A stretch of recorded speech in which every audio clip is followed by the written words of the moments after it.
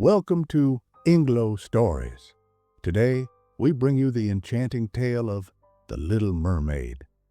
This beautiful story was written by Hans Christian Andersen, a famous Danish author who lived from 1805 to 1875.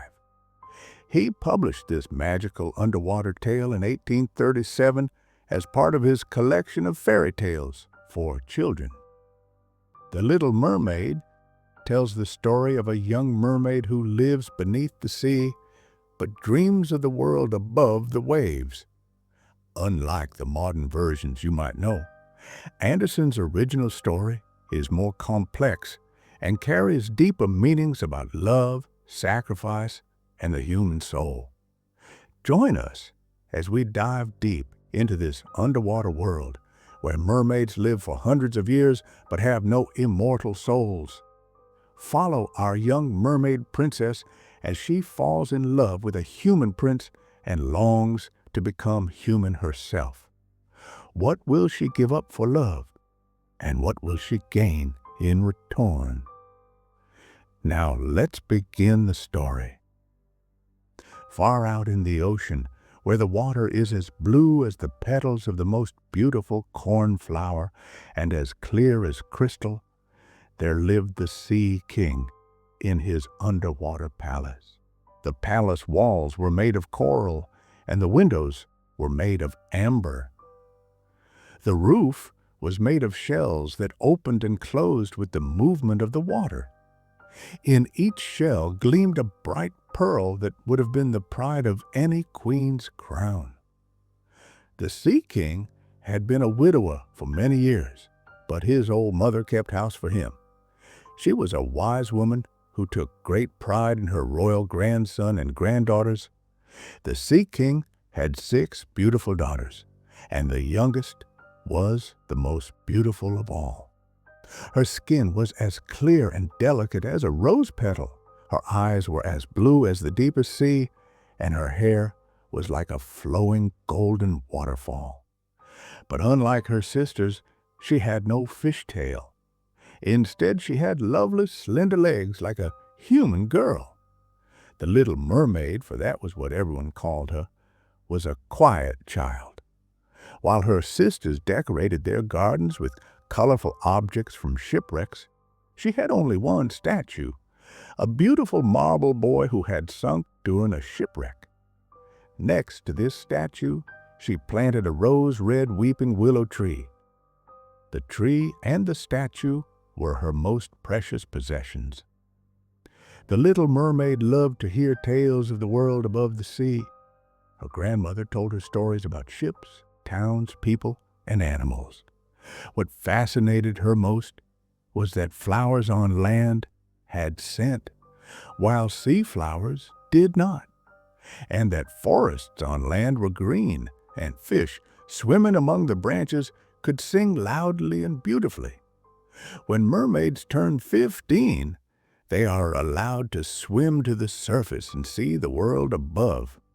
One by one, as the years passed, each of the Little Mermaid's 5 sisters reached this age and returned with wonderful stories. The Little Mermaid listened to each tale with growing excitement, counting the days until her turn would come. Finally, on her 15th birthday, the Little Mermaid rose slowly through the water. When she reached the surface, she saw a large ship with 3 masts anchored nearby. On the deck, sailors were celebrating a prince's birthday. The prince was tall and handsome, with dark eyes and hair. The Little Mermaid could not take her eyes off him. As night fell, colorful fireworks lit up the sky, making it seem as though all the stars were falling into the sea. The Little Mermaid was startled by the noise and dove beneath the waves. But soon she rose again, unable to stay away from the beautiful prince. Suddenly, a storm arose. The wind howled, lightning flashed across the sky, and the waves grew higher and higher. The Little Mermaid watched in horror as the ship broke apart. She saw the prince fall into the deep water. Without hesitation, she swam to him, knowing that humans cannot live under the water. She held his head above the waves all night until the storm passed. In the morning, she brought him to a sandy beach near a large building. She gently laid him on the warm sand and kissed his forehead. Then she hid behind some rocks and watched. Soon, a young girl from the building found the prince. He opened his eyes but did not see the little mermaid who had saved him. With a heavy heart, she dove back into the sea. From that day on, the little mermaid became even more quiet and thoughtful. She visited the place where she had left the prince and saw his palace on the shore. Day after day, she watched him from afar, her love growing stronger. Unable to forget the prince, the little mermaid decided to visit the sea witch, who lived in a dangerous part of the ocean. Despite her fear, she was determined to seek the witch's help. "I know what you want," said the sea witch with an evil laugh. "You want to get rid of your fish tail and have 2 legs so the prince can fall in love with you and you can have an immortal soul." "Yes," whispered the little mermaid. "I will prepare a potion for you," said the witch. "Before sunrise, you must swim to land and drink it. Your tail will divide and shrink into what humans call legs. But remember, it will feel as if a sharp sword is passing through your body, and every step you take will feel like walking on sharp knives. Also, you will never be able to return to the sea or your family. And there's one more thing. You must give me your voice as payment." The little mermaid agreed to the sea witch's terrible conditions. The witch cut out her tongue, leaving her mute, and gave her the magic potion. The little mermaid swam to the shore near the prince's palace and drank the potion just as the sun was rising. Pain shot through her body like a sword cutting her in half. She fainted on the beach. When she awoke, the prince was standing over her. She could not speak to tell him she was the one who had saved him from drowning. Despite the terrible pain in her feet, the little mermaid smiled and danced beautifully for the prince when he asked her to. Her graceful movements amazed everyone who saw her. The prince called her his little foundling and kept her always by his side. He had beautiful clothes made for her, and she slept on a velvet cushion outside his door. He grew to love her as one would love a child, but he did not think of making her his queen. Instead, he told her about the beautiful girl from the holy temple who had found him on the beach after the shipwreck. He believed this girl had saved his life, and he could love no one else. The little mermaid knew she had been the one to save him, but she could not tell him so. The prince's parents insisted he marry a neighboring princess. When the princess arrived, the prince was amazed to discover she was the very girl from the holy temple. "You are the one who saved me," he exclaimed joyfully. A grand wedding was planned on a beautiful ship.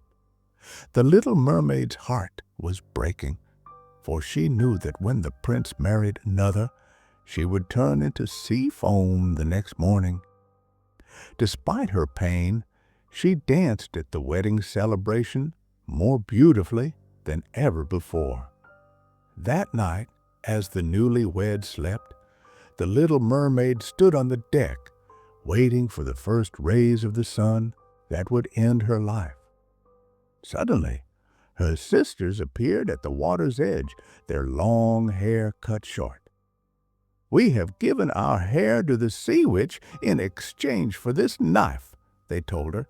"If you kill the prince before sunrise and let his blood drip on your feet, you will become a mermaid again and live your full 300 years. the little mermaid took the knife and entered the prince's cabin. He and his bride were sleeping peacefully. She raised the knife, but as she looked at the prince's face, she knew she could not harm him. She loved him too much. She threw the knife into the sea just as the first light of dawn appeared. The little mermaid climbed onto the ship's railing and threw herself into the ocean. She felt her body dissolving into foam, but instead of ceasing to exist, she felt herself rising up. Around her were hundreds of transparent, beautiful beings. "Who are you?" asked the little mermaid. "We are the daughters of the air," they answered. "Like you, we have no immortal souls, but we can earn them through good deeds. For 300 years, we do good for mankind. With every good child we find, our time is shortened by 1 year. You, who have suffered so much and strive with your whole heart to gain an immortal soul, shall join us." The little mermaid felt a wonderful happiness fill her. She rose with the other daughters of the air toward the rosy clouds above. She could now gain an immortal soul and enter the kingdom of heaven because of her selfless love and sacrifice. From her place in the air, the little mermaid could watch over the prince and his bride without feeling pain. She could travel on the refreshing air, visiting beautiful places all over the world. Sometimes she would float above the ship where the prince and his wife sailed, and they would feel a gentle breeze, but never know it was her. Each time the little mermaid saw a good child who made their parents happy, a day was taken off her 300 years. Each time she saw a naughty or unkind child, she shed tears of sorrow, and each tear meant another day added to her time. But through it all, she never regretted her choice, for she had followed her heart and learned the true meaning of selfless love. Hans Christian Andersen's original The Little Mermaid teaches us that true love means putting another person's happiness before your own. The little mermaid loved the prince so much that she chose not to harm him, even though it meant sacrificing herself. The story also shows us that sometimes we must make difficult choices in life. The little mermaid gave up her home, her voice, and endured great pain for what she believed in. Although she didn't get what she initially wanted, the prince's love, she gained something perhaps more valuable, the chance to earn an immortal soul through good deeds. Finally, the tale reminds us that our actions have consequences and that kindness and selflessness can lead to unexpected rewards and new opportunities. Did you enjoy this touching tale from Hans Christian Andersen? If so, please hit the like button and share this video with friends who are learning English or who love classic fairy tales. What would you have done if you were the Little Mermaid? Tell us in the comments below. Follow EngloStories as we upload a story daily so that you can look forward to our next video. Each story will help you improve your English while exploring timeless tales from around the world.